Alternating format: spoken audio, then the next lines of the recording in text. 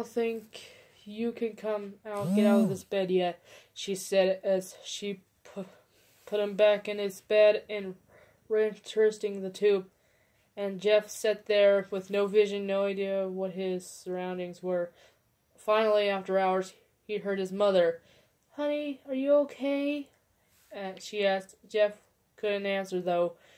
His face was covered, and he was unable to speak.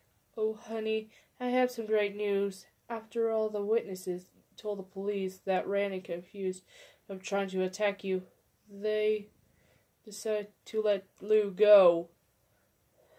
This made Jeff almost bolt up, stopped halfway, remembering the tube coming out his arm. "He'll be let out by tomorrow, and then you two be able to be together again." Jeff's mother hugs Jeff and says her goodbyes the next couple weeks. So those were Jeff visited his family.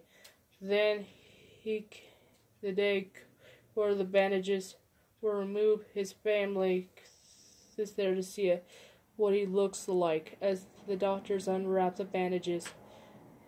Jeff's face, everyone was the edge of their seats. They waited until the last bandage, holding on the cover and the space. It was almost removed. "Let's hope for the best," said the doctor.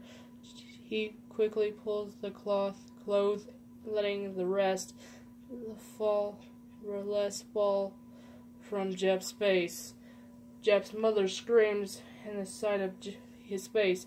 Lou and Jeff's dad suck at his face. What happened to my face?" Jeff said. He rushed out of the bed. He ran to the bathroom. He looked in the mirror and saw the cause of his distress. His face! It's horrible! His face was burned, but in the shape of red. His face turned into a pearl with white color, and his hair stained from brown to black. He slowly put his hand on his face. It sort of leathery feel it now. He looked back at his family, said at the mirror. "Jeff, Lou," said Lou. It's not bad." "Not that bad?" Jeff said. "It's perfect!" His family were equally surprised. Jeff started laughing uncontrollably. His parents noticed that his left eye and hand were twitching. Jeff, are you okay?" "Okay? I never felt more happy." "Look at me. This face is going perfect with me." He couldn't stop laughing. He stroked his face and looking at the mirror. "What caused this?" "Well, you may recall when Jeff got writing Randy, and something in his mind suddenly snapped. Now he was as a crazy killing machine. That is, his parents didn't know." "Doctor," said Jeff's mom, "is my son all right, in the head?" "Oh, yes.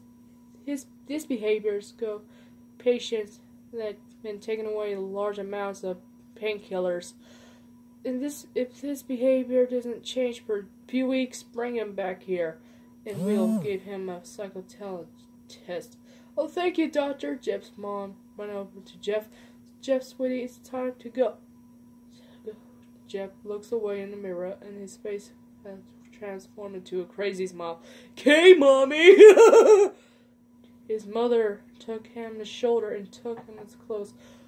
This is what came in," said the lady in with the desk.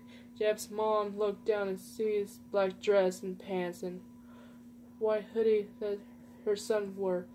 Now clean blood and switched together.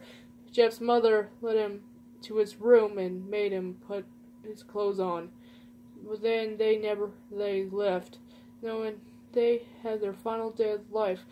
Later that night, Jeff Jeff's mother woke up sounding of the bathroom. It was sounding like someone was crying. She slowly walked off over the room it was. She looked down the bathroom, an enormous light. Jeff had a taken knife and carved a smile onto his cheeks. Jeff, what are you doing? Asked his mother. Jeff looked at his mother.